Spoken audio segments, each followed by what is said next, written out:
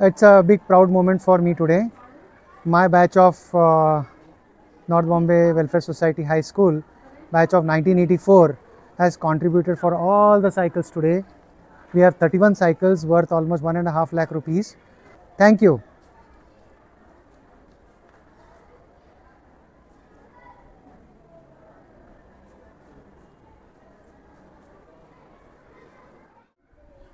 नमस्कार, मी किशोर दळवी, मुख्याध्यापक जिल्हा परिषद शाळा जांबूपाडा।